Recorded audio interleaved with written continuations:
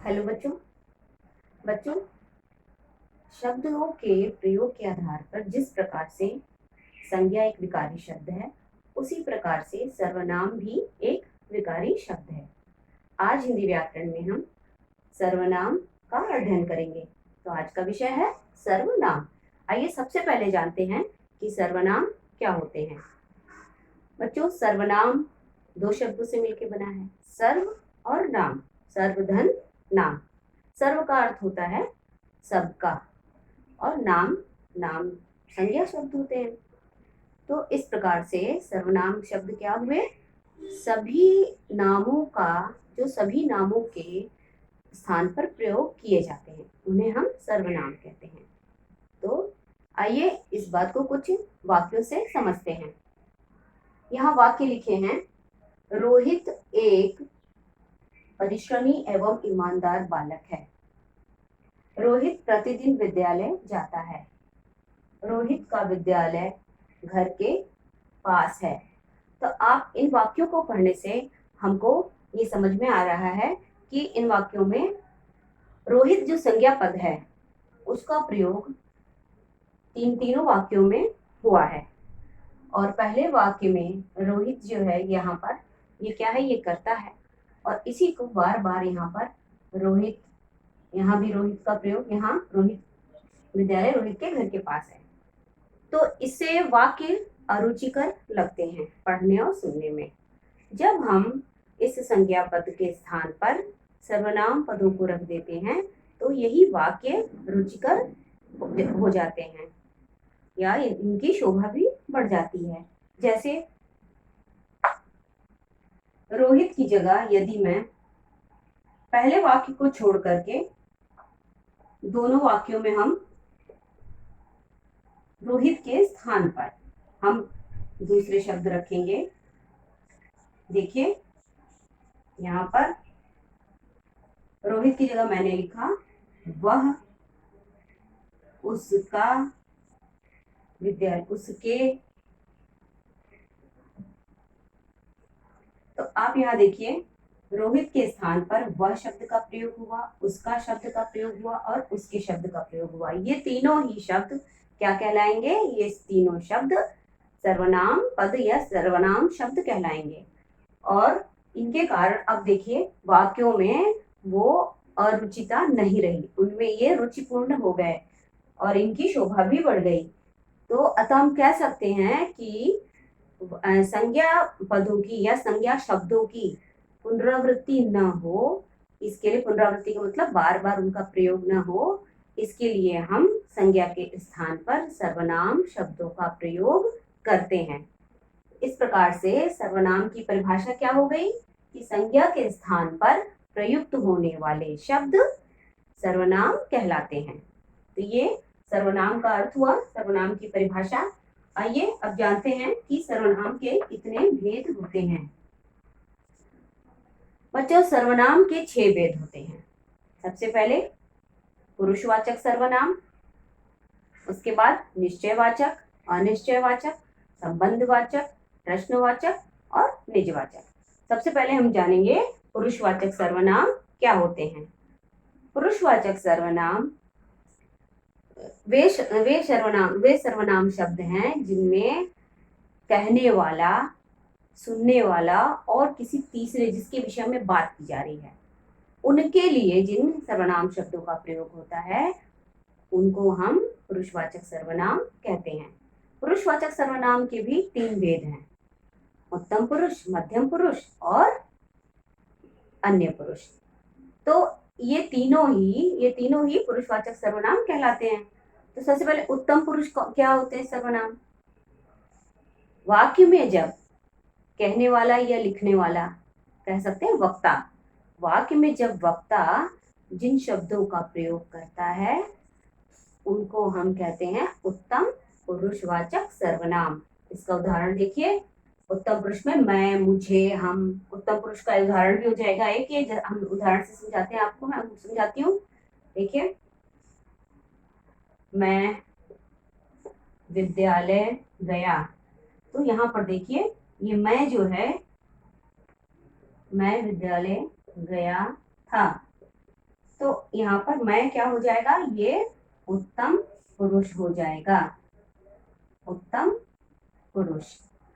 इसी प्रकार से अब मध्यम पुरुष, यहाँ पर तो कर्ता हो गया मैं, तो मैं ये हो गया उत्तम पुरुष। अब देखिए मध्यम पुरुष, वाक्य में जब कहने वाला या लिखने वाला सुनने वाले के लिए जो शब्दों का, जिन शब्दों का प्रयोग किया जाता है, सुनने वाले के लिए जो श्रोता होता है उसके लिए जिन शब्दों का प्रयोग होता है, जैसे तुम, तुझे, जैसे आप, मेरे लिए,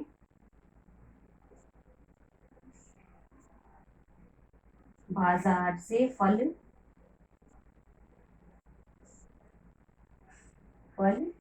लाना या लाइए।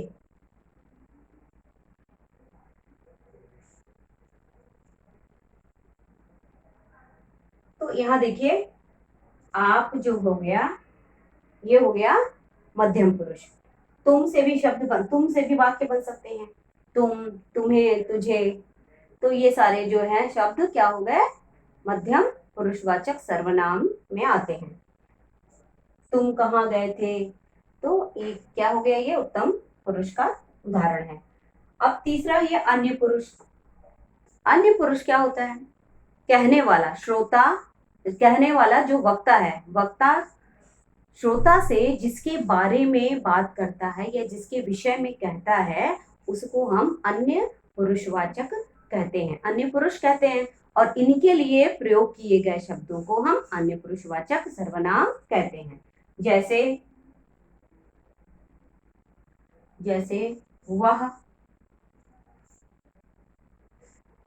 वह जा रहा है, तो यहाँ पर वह क्या हो गया, ये अन्य पुरुष हो जाएगा।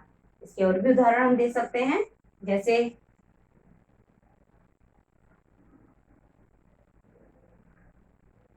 उन्हें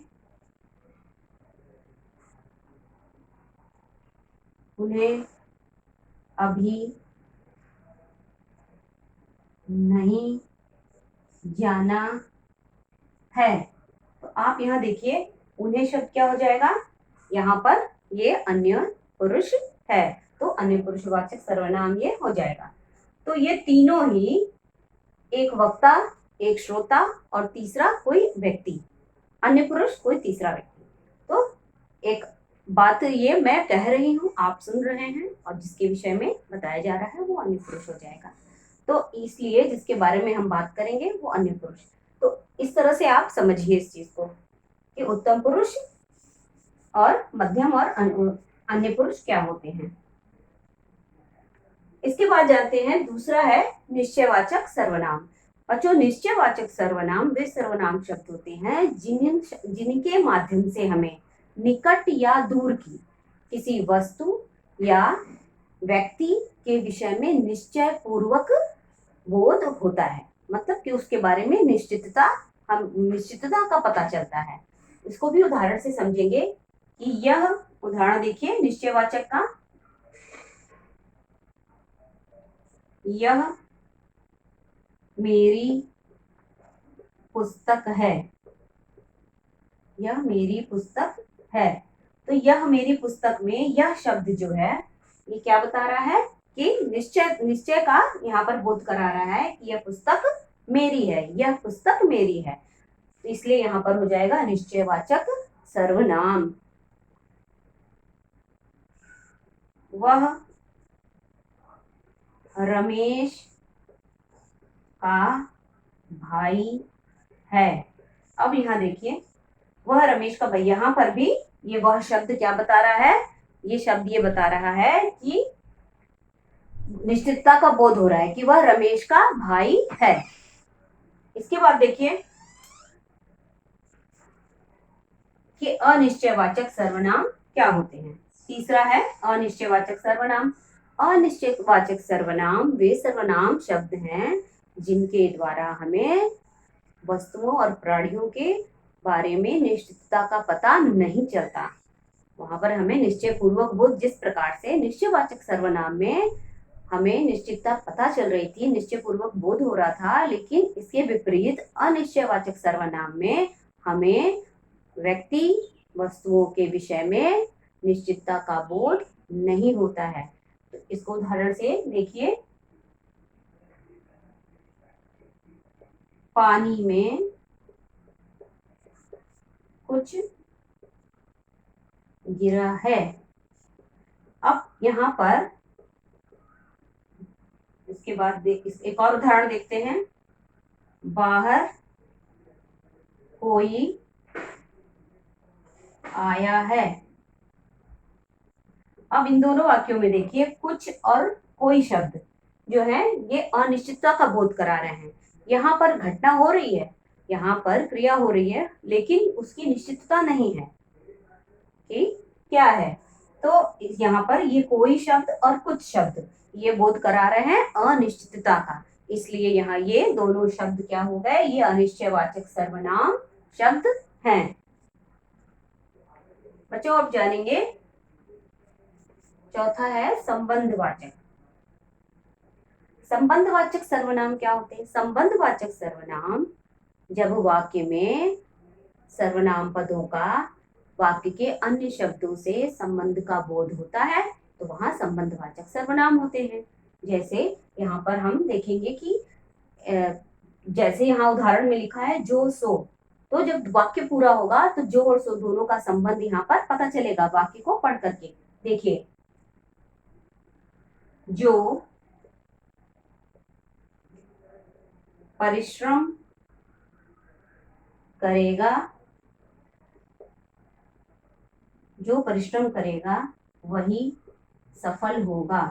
तो अब यहाँ पर देखिए, सफल होगा, तो यहाँ पर एक तरह से जुड़े हैं दोनों संबंध, दोनों ही बातें जुड़ी हुई हैं। तो जो परिश्रम करेगा वही सफल होगा, तो यहाँ पर जो और वही ये दोनों शब्द परिश्रम करेगा सफल होगा का दोनों का संबंध यहाँ बता रहा है कि जब हम परिश्रम करेंगे तभी हमें सफलता मिलेगी।